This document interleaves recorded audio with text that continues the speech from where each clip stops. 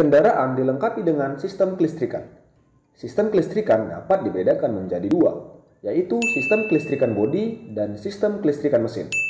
Berbeda dengan komponen mekanik yang mudah ditemukan kerusakannya saat mengalami gangguan, pada sistem kelistrikan membutuhkan keahlian khusus untuk menemukan kerusakan, termasuk membaca diagram kelistrikan.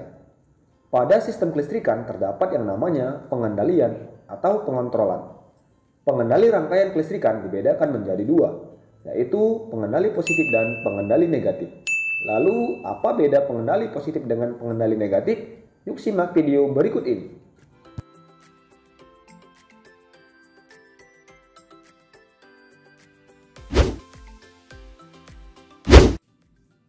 Assalamualaikum warahmatullahi wabarakatuh. Bersama saya Dede Ilhamsa. Sudah siap ya untuk menyimak video kali ini? Kali ini kita akan bersama-sama belajar tentang pengendali saklar. Di awal tadi, saya sudah menyinggung tentang sistem pengendalian. Terdapat dua buah jenis sistem pengendalian. Yang pertama, pengendalian positif dan pengendalian negatif. Suatu rangkaian kelistrikan tentunya memerlukan sistem pengendalian agar sistem kelistrikan tersebut dapat berfungsi sesuai dengan yang kita kehendaki. Sistem pengendalian tersebut sering kita kenal dengan istilah saklar. Mari kita bahas satu persatu tentang sistem pengendalian. Baik, kita akan bahas satu persatu tentang sistem pengendali, yaitu yang pertama, pengendali positif. Suatu rangkaian kelistrikan dikatakan menggunakan pengendali positif apabila sistem pemutus dan penghubung antara sumber tegangan menuju ke beban itu berada pada jalur positif baterai. Artinya saklar ditempatkan pada jalur positif baterai.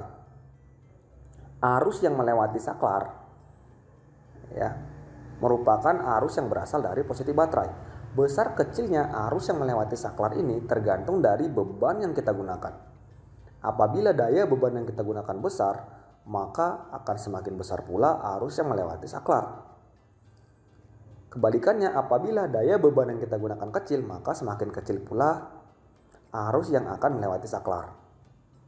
Maka dalam merangkai rangkaian kelistrikan harus melihat daya beban yang kita gunakan. Hal ini untuk mencegah terjadinya kerusakan pada saklar. Berikut ciri-ciri rangkaian pengendali positif. Yang pertama, saklar ditempatkan pada jalur positif, yaitu jalur positif baterai menuju beban. Saklar ditempatkan di sini antara jalur positif baterai menuju ke beban. Kemudian tegangan negatif selalu standby.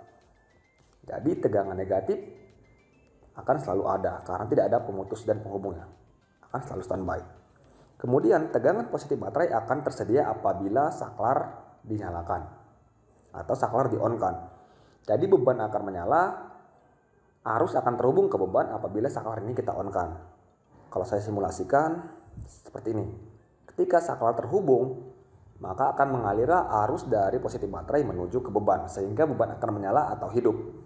Kalau kita off-kan, ya maka dia akan mati. Kemudian saklar akan cepat rusak karena dialiri beban sesuai dengan daya beban yang digunakan. Apabila beban yang kita gunakan besar, maka arus yang melewati juga besar seperti penjelasan saya tadi. Maka akan memperpendek usia dari saklar. Makanya apabila kita menggunakan beban besar, untuk mengantisipasi agar saklar tidak cepat rusak, maka kita tambahkan komponen elektronika lainnya yaitu relay. Beban kelistrikan akan awet karena tidak dialiri arus listrik secara terus-menerus. Bebannya akan lebih awet. Namun saklarnya yang lebih cepat rusak. Itulah tadi kalau pengendali positif. Jadi apa bedanya sama pengendali negatif?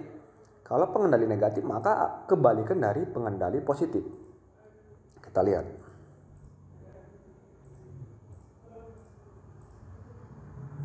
Kalau di pengendali positif saklar berada pada jalur positif, maka kalau pada pengendali negatif saklar berada pada jalur negatif. Jadi diletakkan antara negatif baterai menuju ke beban.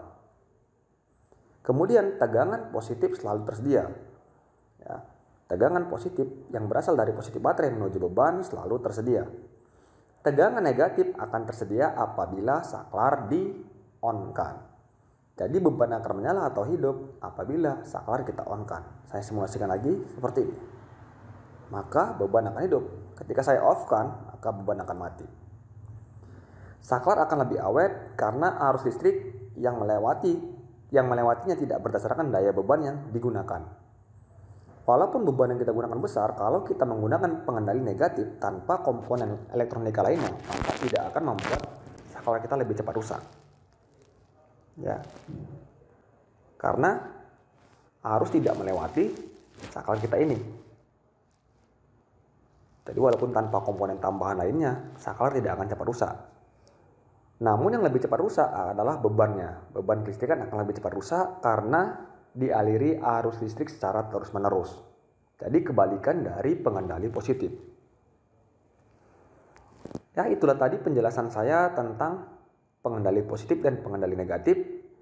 Masing-masing ada kelebihan dan kekurangan. Jadi silakan disesuaikan dengan kebutuhan. Ya. Demikianlah yang bisa saya bagikan. Semoga bermanfaat. Assalamualaikum warahmatullahi wabarakatuh.